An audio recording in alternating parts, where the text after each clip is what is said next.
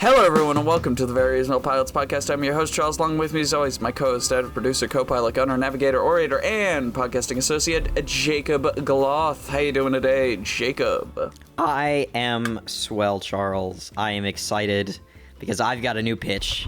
It's my turn. That's always, it's your turn. And last week, it is always when fun. You gave me my title, you forgot your list of titles. So you just gave me a random album title from your King Tut. your vinyl records that were my next to you. My record collection. So I've got, what is it, Charlie? And this is an album I love. This is Was Dead. Was Dead. Was the show. That's my show title. Was Dead. Now, if you had to guess, what do you think Was Dead is going to be? Now, I think it'll probably be some sort of a supernatural, buddy cop comedy. Like investigative buddy cop comedy, you know? Oh, that sounds cool. With like a ghost of a famous detective from the 1800s, helping out like a very schlubby, ineffectual detective from the now. Damn, you know, you should like write a Sherlock this down. Holmes. You should write this down right now because this is a good idea for a show. You're just throwing this out randomly, and now I got to pitch my show, and it is not that. Oh man. Okay. Well, what's your show about? I want to know. Well, now. I told you last week that I had a pitch in the bag that worked with this title. I still have that pitch in the bag because I ended up writing something else because I thought the title worked, but it wasn't. It works 90% of the way, but it doesn't work 100% of the way. Mm-hmm. Of course. So I felt like I had to write something. And you want it to work. Yeah. Yeah. Writing it in your legal notes. Yes. Flipping through those yellow notepads that they give you, I assume. I don't have a yellow notepad. All my notes are on the computer. Anyway, Was Dead is the name of the show. We are set in late 90s USA in Portland, Maine to start off the show, but we'll be going other places. Ooh. Very, very... You get a lot from that very little. Mm-hmm. Lots of flip phones. Lots of long trench coats, lots of rain. Friends is still on TV. Sunglasses, The Matrix. Friends is still on TV, and it's not problematic yet. So we're loving it. Frasier's there, probably. I don't know when did that go off air? It was probably in the 90s. Anyway. What, Frasier or Friends? Frasier. I think that went off in the early 2000s. Oh, did it? All right. Oh. I guess maybe I was thinking of Cheers. Anyway, Endu Wataru is who we are following. Eddie is his sort of, Americanized nickname that people call him. Yeah. He's in his mid-30s. He's a Japanese-American painter who makes his money doing family portraits. He's quiet, calm, nervy, kind of nerdy, likes records and old books, wears big sweaters, likes long sleeves. Mm-hmm. He's a very thin and tall man. His wife is Maggie Wataru. Or Maggie Hart is her actual last name, her maiden name. Yeah. She's very sweet, kind, simple, yet highly intelligent, likes plants and nature, and works as a biochemist. I am just going to give you those two now, and we're going to get into the story, and I'll drop the other people's descriptions as we go. So what does Eddie do? What's his job? He paints family portraits. So we're going to see this as we open up with this child sitting on a stool, sitting painfully still with an overly wide smile. Uh-huh. The kid is twitching and antsy, but is fearfully holding it together. We zoom out to see a high-strung mother watching her child intently, as well as a man in a woolly sweater who's sitting behind an easel. That's Endu Wataru. She makes a suggestion that he slims down her waist, which causes the kid to open her mouth, but the mother quickly snaps and tells her to hold still. Wataru starts, making the adjustment, and the mother continues to make other slight notes about what he's trying to sketch and paint. He's getting frustrated with it, obviously, but he's a very timid man, so he just, holds it in. The mother leaves the studio with a fake smile as Endu tells her that he'll tighten it up before their final session, but she still seems displeased. And he sighs and he goes back inside, revealing that his studio is merely a small room in the back of a nail salon. And the owner comes up to him and asks for his rent payment, and he does not have the money, and he tells her that he'll get it to her after he gets the commission for that portrait. So, Endu not doing too hot in his life. He packs up for the Not day. doing so great. And heads home. He calls his wife, but hits voicemail, and he just tells her that he's going to be home a little bit early, but not too early. Because he walks down the street to his apartment, but is waved into a bar by his friends. He goes in and enjoys a round of drinks with people he hardly knows, but, you know, he enjoys on a drinking basis. The bartender says he's got mail for him, which confuses Endu, because who the fuck gets mail from a bartender? And the bartender says it's his dad, which prompts a laugh from Endu. Not a hilarious laugh, but sort of like you see someone that's laughing like this, you're more concerned than you are like, thinking that it's funny with them. Yeah.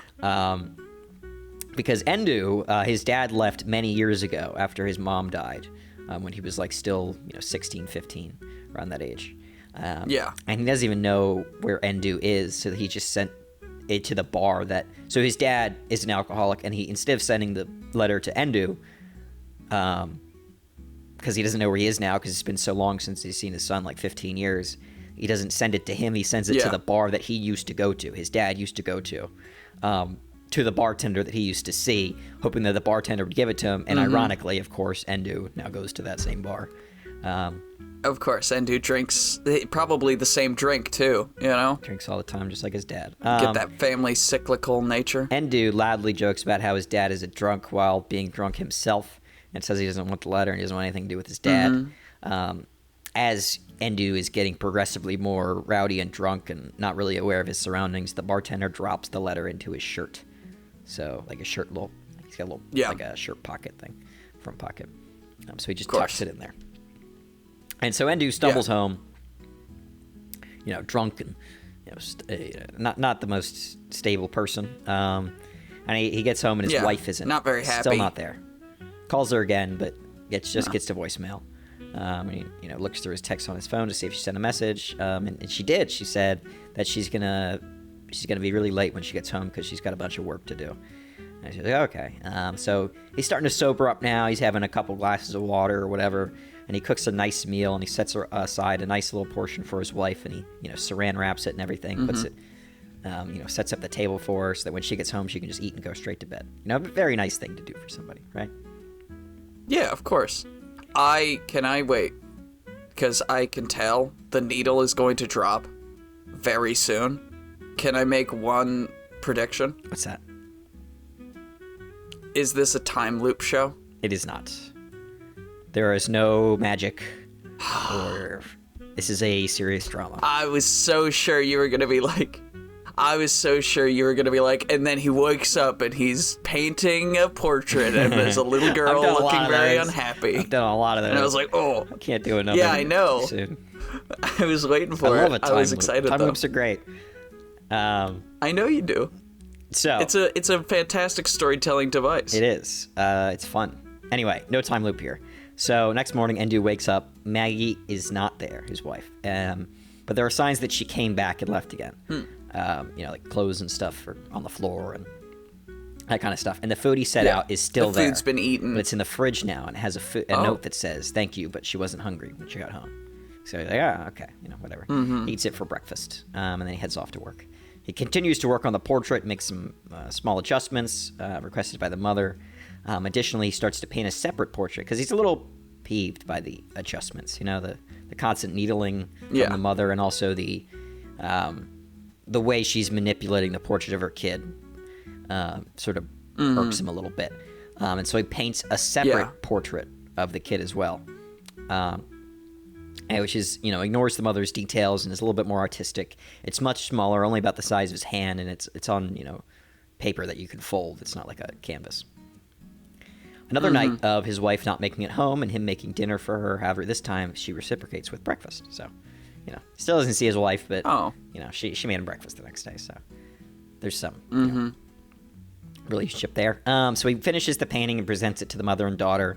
The mother hates it and says she won't pay for it and steps outside to take a phone call. And before the girl goes out with her mom, Endu hands her the other portrait, the small little foldable one that he made to a bit more artistically, not as, photorealistic. And she likes it a lot. And she gives him $1, which, he smiles. He's happy, He got paid a little bit for this, even though, it was all for nothing. And it was more about, her genuinely happy reaction to his painting. And the mother comes back in and whisks the daughter away, saying that, this is all a waste of the time, and he's a shit painter, and, everyone's right about him and stuff, that kind of mean stuff to hurt somebody. And the nail salon lady comes over, and she's about to ask for the rent payment, and he just, is like, yeah, I'll back up. I'll go. He knows what's going to happen. So he grabs all of his stuff, puts it in a big box. He's got, like, his easel slung over his back, and, he's walking out of his shop is gone. That whole business was a failure. He calls his wife to say he's going to be home earlier than he thought, and then he has some bad news, but she doesn't pick up again. He stops in the bar for another round of drinks, but the bartender says he won't serve him until he opens the letter from his dad, which pisses Wataru off, so he rolls his eyes and he goes home. And he opens the door to drop off his stuff and realizes he's hearing a unmistakable sound. So he's home a lot earlier than he normally is, because his business has just collapsed. And he glances into the living room to see his wife with a much younger man.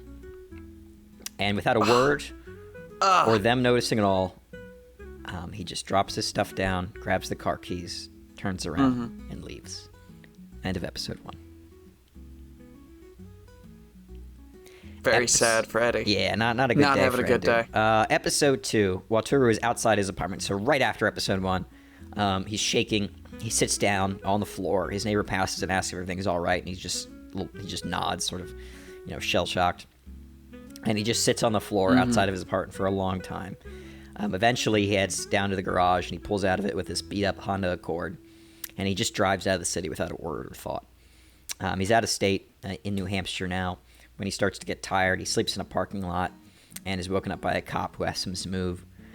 He continues to drive, but is now irritated by the silence and stops by at a shop to buy cassettes. He's listening to music while traveling, and he visits a lot of piers, a few historical sites, just wandering around the East Coast. He's at a diner when and then a motel where he meets and sleeps with a prostitute. And he feels even worse after that, obviously. And the only thing the prostitute tells him the whole time that they're together is when she's leaving. And she says he smells like shit. So he, after she's gone, he goes into the bathroom and he shaves his head. And he goes to the pier. Okay. And he closes his eyes and he jumps in the water. But when he hits the water, he panics and he starts swimming to shore. And he ends up in a laundromat washing his clothes, where he sees the letter that was tucked in his shirt floating around. He panics and stops the cycle, and he pulls it out before he, can get too damaged. And he opens it up, and he realizes that it's not from his dad. It's from his dad's lawyer, who says that his father died and left him his cabin in Vermont. Oh. So episode 2 is a bit of a rough time. Episode 3, a little less rough. Endu drives to Vermont and arrives at this nice but small home tucked away in the mountains. It's a little place with no internet or phone service. Has power and water and a record player and all the instruments of life. It's like a 1 bedroom, 1 bath. It's a decent size, maybe like 1,000, 1,500 square feet, something like that. And it's on a decent plot of land. Okay. And it's on like a hill, and it's very nice little cozy place, but it's not a place more than one person would really live. And he goes out back, and there's a studio in a garden, and he walks up and he finds a slew of canvases that are all wrapped up, and he starts looking through them, mostly canvases like landscapes of the area, and he starts to get angry because he's a painter. His dad, who left him, is apparently a painter. And he starts smashing a few and cuts them up in anger, and he's getting all pissed off. And seeing that this is going to take a while because there's so many freaking portraits back here, just rows and rows of them. Yeah. He bundles a bunch of them together. It's not all of them. And puts them in his car, just shoves them in as much as he can, and he decides to take them to the lake to a dumpster to get rid of them. And he shoves a few in the dumpster, but he looks over at the river and decides he's going to just chuck the remainder in there because, fuck his dad, fuck the environment, who gives a shit? I just want to get rid of this stuff. And he drives up, but as he's unpacking the car, he's accosted by Mr. and Mrs. Boyle. I'm going to scroll up real quick and explain to you who they are. So, the Boyles. The Boyles. So, Mr. Douglas Boyle is a red-faced, loud man, bad with money, always trying to make a deal, and he likes to gamble. Mrs. Lynetta Boyle is older. She's like an older New York socialite. So she's the same age as Douglas Boyle. I'm just saying, like, she's like a old money New York socialite. Is what I mean by that. Comes from, like, you know, an old family that lost a lot of money recently on bad stock dealing. So they're socially and, you know, culturally relevant, but they've actually lost a lot of money recently, and it's not going too great. But they still, you know, so they still a lot of money from their like perspective is like not. It's like, you know, they're still wealthy. It's just they're not, like, you know, blowing $10,000 a weekend money anymore. Or they're on the not like me and you. Yeah, like us. They're on the down is kind of what I'm saying. They still have money though. And they see his paintings and they love them and they offer to buy a few. And Endu is hesitant because he was planning on destroying them until they mention the price. You know, once they start throwing out a couple grand, he's like, whoa, okay, you know, that's not really going to refuse here. Yeah. And they ask if he has any more, which he says yes, and they get his address, and they offer to come by with a couple other friends to, you know, go look through his selection, and, like, see, you know, what he's got, and they'll buy a couple. And so, Endu's like, okay, I like this. Endu rushes back to the dumpster, snags a couple of other portraits. He heads home and he cleans it up, prepared for, like, the showing. So he's setting up all the portraits around the house, and he's cleaning up himself and also the house, and he sets up a little sign outside mentioning, like, hey, you know, this is where, because he lives in kind of a remote place, and he gave him the address, but it's like if you're having, like, a realty showing or a garage sale, you know, you put some signs out, so people know where to go. And they bring a ton of other people, and because of this sign, and two of the people that ended up coming. Actually, I guess I'll just run through everyone that comes. So we have obviously the Boyles. You know, they're the you know, the big first people that liked him. Then we have Brett and Mary Streller. So Mary Streller is Brett Streller's mom. Brett Streller is a young American actress. She's like 18. She's vacationing with her mom at the resort. Young, beautiful, impressionable, sweet, adventurous. She's very important to the story. So remember Brett Streller. Then we have Brett. Dr. Bell Adebayo. He's a very even, well-kempt doctor. Probably in his 40s, early 40s. And he's very focused on his work and academic pursuits. And he's a good friend to our next character, Jack White. Mr. Jack White is a mid to late 30s, highly wealthy New York socialite and psychologist who's working on a textbook. So that's why he's out in Vermont right now. He's trying to just find a little bit of peace so he can work on his book, you know, away from the high life of the city. Then we have Mrs. Sarah White, who's in her late 20s, married to Jack White, obviously. Highly wealthy New York, old rich family. Her family's money is the primary source of income for her and her husband. So Mr. Jack White is a highly wealthy New York socialite. He's only a highly wealthy New York socialite because he's married to Sarah White, who is super old money, has a lot of it. He's just a psychologist who, you know, works at has a clinic in the city. Now he's working on a book. He doesn't. If he was on his own, he wouldn't have a ton of money. Sarah White is makes sense. She's a very soft-spoken person. Seems very closed up. Is pretty much always hanging around Jack White. Then we have Mrs. I already did her. Director Frank Holliday. There we go. Regional director of the social club. High-strung man with a deep sense of formality. But you know, he's not too evil of a person. You know, that doesn't mean that he's just like the strict, you know, tough guy. He's, you know, he can be kind and gentle, but he does have this. He likes manners. He likes things done in proper ways. And then our last big character that's going to be at this is Richard Caldwell, who is a mid-20s new money businessman who's a bit scandalous and direct with his intentions and wants. So that's our slew of people that are at this this big old party. At this cabin. This showing. So he ends up selling several of his dad's portraits or under the guise that they're his portraits, obviously. And Brett Streller, the famous American actress, I say famous, she's like just becoming famous. Like her movie just came out, and now people are, loving her, and she's, enjoying life, and she's having a nice vacation. And her mother, so Mary and Brett come up to Endu because they really like his paintings, and Brett's, she's on vacation. She asks if she can get painting lessons from him. He's like, he's not too sure about it, but she really insists because she really likes his portraits. And he's like, okay, I'll do it. And everyone is filtering out of the party, of the showing. It was a good. He's got a ton of money now. He's got lessons now, or he's going to make even more money. But the only person that stays behind is Jack White, who introduces himself and has a he's got a bottle of whiskey, and he's like, hey, do you want to have a drink? Sort of introduce him to the neighborhood, kind of, because he explains that he lives just up the hill from him.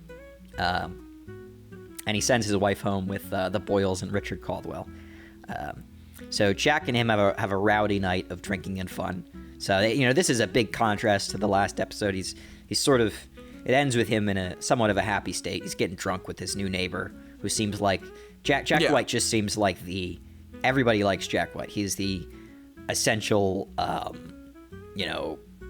center of the party. Everybody likes him. He's just this nice, sweet, funny, super clever and witty, leader. He's like JFK or something. I don't know. Like, you get the idea. Okay. You get the picture.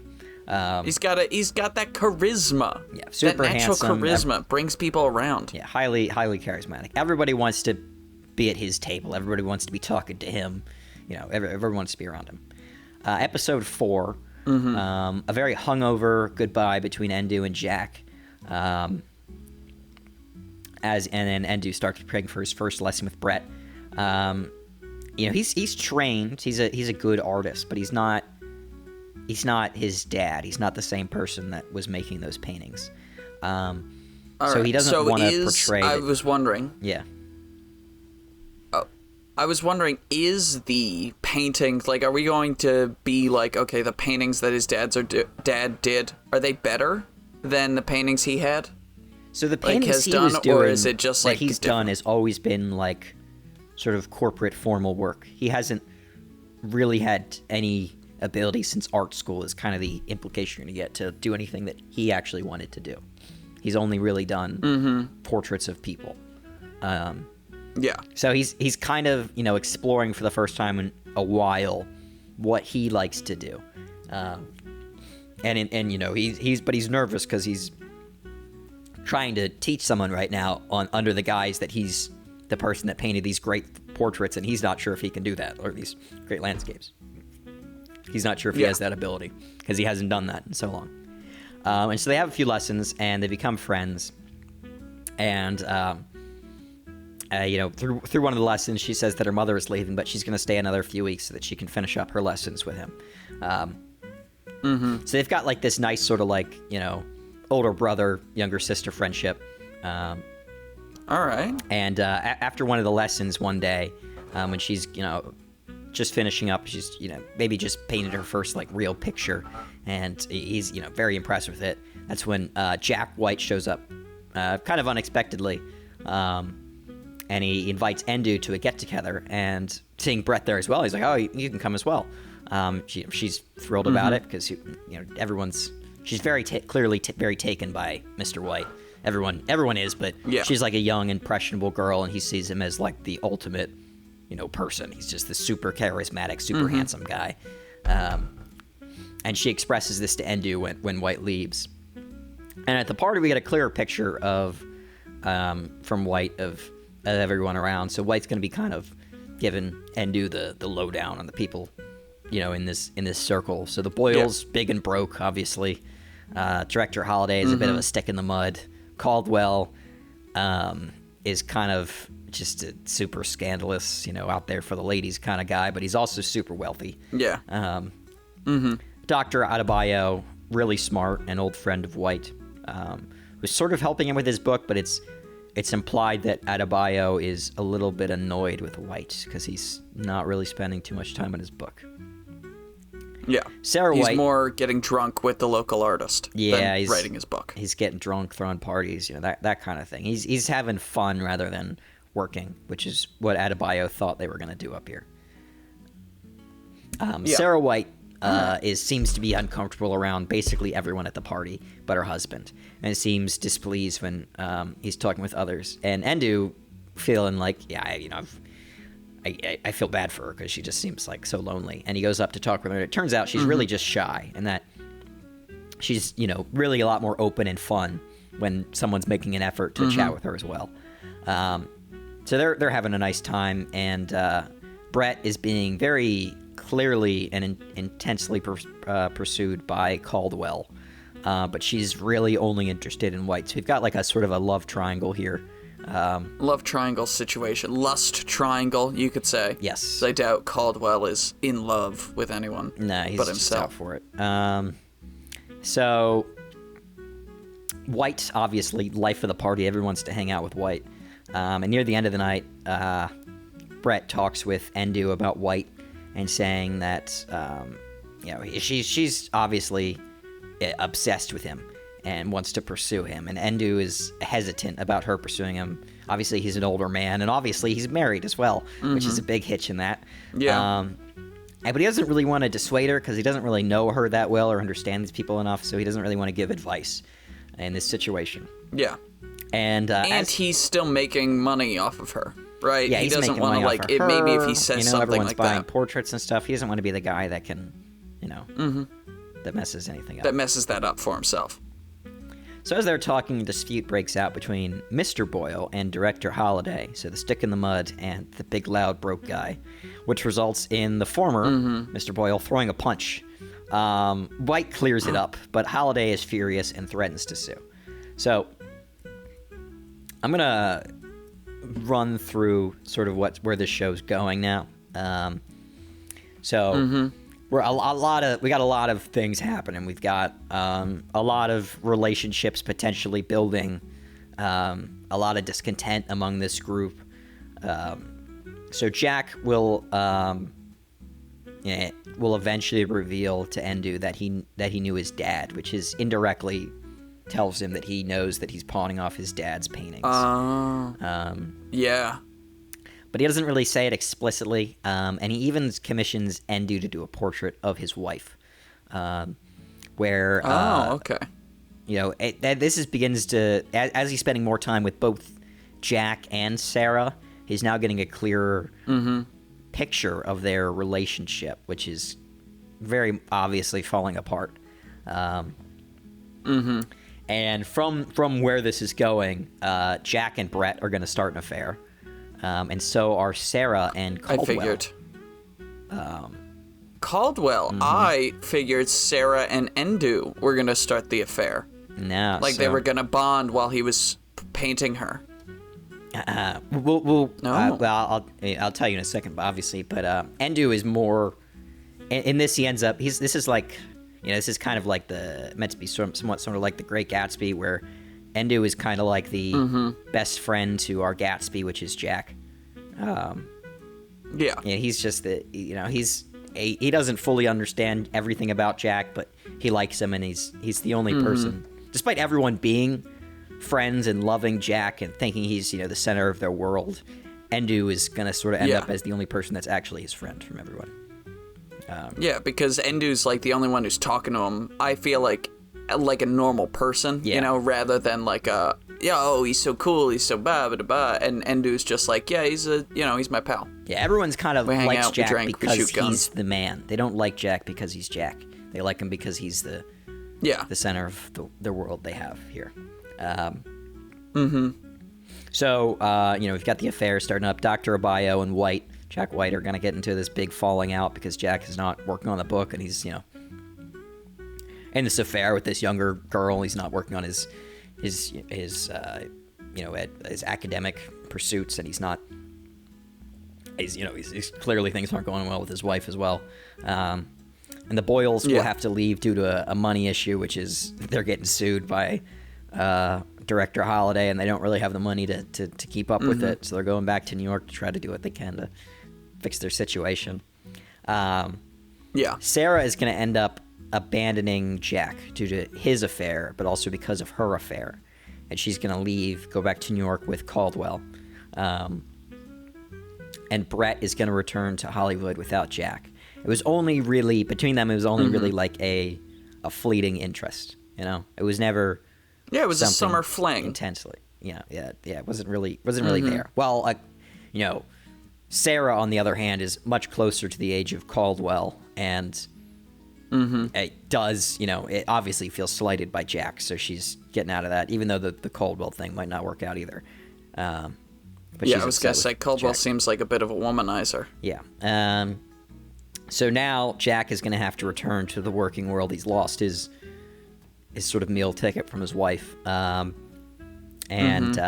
him and Endu, while originally fake friends, because as you may have noticed, when I had Jack show up at that painting lesson to invite Endu to his party, it was really just so that he can invite Brett to that party. He showed up there. Yeah, he's trying to pick up that she this was chick. there. I mean, he lives right by. He realized that they were having lessons. Realized that this was an opportunity for him to come by, invite them both to a party, under the guise that he was like, maybe you're here as well. Idea. Let me just, his idea. Yeah. Well, I was like, maybe it could have been Jack's idea that she take lessons. Oh, that would be good too. Right. Very good. And that could be like him just setting up all the pieces, because he's like, I'm gonna cheat on my wife with this chick. Yeah. I'll make sure that she's nearby regularly. So, well, see, when you say it like that, it sounds like villainous. It's kind of like he doesn't even like realize that he's doing it, but he's doing it. You know what I mean? This isn't like calculated plan, but it is kind of, you know. It both is and it isn't. Like, he doesn't really realize that he's gonna cheat on his wife. He's just, you know, things aren't going well with his wife, and things just sort of happen. And there's this young, pretty girl who's obviously interested in him. Yeah. Facilitating it without expecting it. Yeah. So, so Jack and Endu, who originally were fake friends, become the only actual friends that either has. And the show ends with Jack getting his portrait painted by Endu. And we get this nice moment where it doesn't, well, we're going to see it, and it doesn't really look, well, maybe we shouldn't see it, because that might destroy it, but Jack is going to like look at the picture, and it's going to him, it looks more like him than like any mirror he's ever seen, you know? Not that it's, you know, photorealistic. It's that he just feels like he sees himself in it. Yeah, he's so represented by this portrait. And that was dead. Obviously, there's also going to be more as well with Endu and his dad, and living in his old dad's house, and, you know, getting through that as well. And probably finding letters. Just being his annoyed dad was going to send to him. Like, lived this whole life, and it seemingly didn't even think about him, except for his will. You know, there's like no evidence really of him, and he's going to be going through that the whole time until he finds, eventually, in his dresser, just a single picture. There's not a single picture anywhere in the house, like an actual photo of anything at all. Like, no friends, no family, nothing, except in his bedside table, like under a little mat. There's just one photo, and it's of Endu. As a kid. That's sweet. As a little kid. And I was thinking maybe we could have there could be a cool, like, mirror thing where right after Endu finds out his wife is cheating on him, she's calling him constantly. He just refuses to pick up. Kind of mirroring in the first 2 episodes, him calling her. Yeah. And it's voicemail constantly, you know? Yeah, he could check his, I was thinking he could check his voicemails at some point. Like, he goes to a photo booth and calls his phone and check his voicemail, and just call after call after call from his wife. Like, revealing, like, what's been going on with her since, you know, at first she's, like, just apologizing profusely, and then she's worried about where he is and if he's coming back, and then eventually it's just sort of acceptance and, you know, like, this sort of resigned apology, like, I know what I did to you is bad, I'm sorry, that kind of thing. Yeah. But she's, that sort of thing, and maybe it's like, you've been so distant, you know. Yeah. and then she stops calling. And then he and Jack form a friendship, and then Jack has to go back to the working world. But, you know, they'll always have that summer by the lake. Well, it's sort of... we'll end with that portrait and him, you know... Yeah. Obviously did that. And it'll be... him looking at it, like and maybe just Jack is going to actually finish his textbook, and he's going to, you know, become somewhat of a reputable academic or something, and, you know, build his life on his own rather than just depending on his wife for everything. And depending on, like, this social scene that he became, like, the king of for a little bit. Mm-hmm. For a few months. He was the most powerful man in this, you know, area. And then it all just went away like that. Mm-hmm. And maybe Endu, you know, he continues to work as a painter in this cabin because it's all paid off. And he's got, you know, a couple $100,000 lying around from all the paintings and all the lessons he sold. And he's like, well, that's all I need, you know, for food and everything, and I'm just going to paint. Yeah, he lives like a nice, frugal lifestyle, and he can just sort of live there in the mountains, happily. Mm-hmm. Yeah. I like this show a lot. It's very contemplative and quiet and nice and sweet. I dig it quite a bit. The problem that comes is that I'm going to have to get one hell of an actor to play Jack, because I need somebody that can... that will be convincingly... so charismatic that you sort of ignore the obvious flaws. You know what I mean? Like Pedro Pascal, or even find the flaws endearing. Obviously Henry Cavill, good shout. But someone else works. Henry Cavill. You know?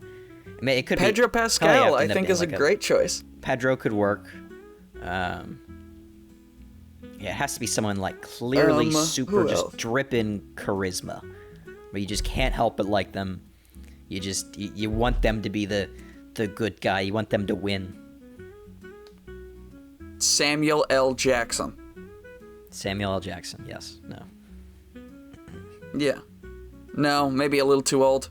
Someone that can both be a little bit of a dick and have moments where you hate him, but then can pull you back around quickly enough that you're like, oh, you know. Yeah. Endearing enough that you forgive him for being kind of an asshole. Mm-hmm. I will suggest Jacob Gloth to play Jack White. There you go. No, that's I you. Definitely couldn't do that. You've been cast. He has to be a lot of things that I'm not, and I could not do that. Might have to be a British actor. You know, the British accent could help. English accent. You know? James McAvoy. I think James McAvoy could do a good job. He could. I think so. Maybe a little bit younger James McAvoy. Actually, I don't know how old he is. Yeah. He's like in his 40s, I think. Whoever it is, so he's like, Jack White is mid-30s. We probably need an actor that's like just hitting 30 maybe. It could be mid-30s. They just have to look young enough to be this, you know, but, you know, old enough to be... Robert young Pattinson. Enough to be, like, still super handsome, but young enough to be... or old enough to be sort of more refined. Yeah. I think Robert Pattinson's a good shout. Robert Pattinson could work, actually. I think he's got that charisma you were talking about. Because he's about the right age. He's definitely got the charisma. People would like him. Mm-hmm. And he could play the tortured aspect as well as the other aspects as well. Yeah. Endu, my... All right. I don't know who would play Endu, but my... my immediate thought is... what's his name? Glenn from The Walking Dead, because I just like that actor a lot. Stephen Yeun. Stephen Yeun. He is great. A lot of the shows that I create, I think of him in mind because I just think he's a good actor. He's cool. Mm-hmm. I agree with you. He is a great actor. Okay, so in my mind, he is Endu, and Jack White is Robert Pattinson. I don't know how old Stephen Yeun is. How old is Stephen Yeun? He's in his 40s. He's 40. He looks still young though. He could be Endu. He looks very young. He's got a very youthful face. Now, do you know? Did you notice the secret about Endu's name? No. No, I didn't think you would, because you wouldn't know. But Endu Wataru is just a soccer player's name. Endu Wataru. Oh, okay. Is that a secret? No, it's I just took the name of a soccer player. Instead of Endu, it's Endo. It's the soccer player. That's fair. I was waiting for a needle to drop with the name, you know? Because it sounds like an African name, but I don't know. So I was like, it's a Japanese Steven name. Okay. He's Endo. Japanese. He plays for Liverpool. He's a soccer player. All right, cool. You'd be surprised to know how many of my shows that are just the names of soccer players that I have gotten away with because you don't know any soccer players. I don't know anything about soccer, but if we have any fans who are soccer players or watch soccer, I'm sure they recognize it and they appreciate the references. Like, yeah. All right. Well, you have a title for me. Was Dead. I really liked it. I thought it was nice and different than what we normally do in a fun way. Mm-hmm. But I now have a title for you. Yeah. Is what you were about to get into a second ago. Yes. You have 1 through 4. What would you like? 3. 3 is my lucky number. Come on, lucky number. Give me a good title. All right, you ready? I'm ready. I'm ready, baby. Fun one. Your title is Atomic Love Machine. Atomic Love Machine. Oh, that's what your mom calls me. Oh. Atomic Love Machine. Boom. Atomic Love Machine. That was one of my more favorite ones. I'm be interested to see what you come up with. All right. Atomic Love Machine. I already have an idea. All right. It's going to be great. I'm very excited about the Atomic Love Machine. I'm actually really terrified of what you're going to come up with. I don't know. It's going to be great. It's going to be fun. Space. We give each other good titles. Explosions. That's my guess. Possibly. Who knows? Maybe there's just going to be love. Maybe it'll be about a painter, and he moves to a cabin in the woods. It'll be about a young guy who falls for an older biochemist who's married. Yes. In Portland, Maine. Oh, that would be good. And sleeps with her, and then when he does, her husband runs away, and he's like, her husband runs away, because he loves this lady, but now she's sad because her husband just, left her. Mm-hmm. So. And the only way he could to solve this problem is by building a gigantic robot powered by atomic fusion. Yep. To make love to this woman. That's not what the show's gonna be about. That would be weird. Not that weird. I've heard of weirder. Thank you everyone for listening to the Very Reasonable Pilots podcast. I've been your host, Charles. Along with me has always been my co-host, editor, producer, co-pilot, gunner, navigator, orator, and podcasting associate, Jacob Gloth.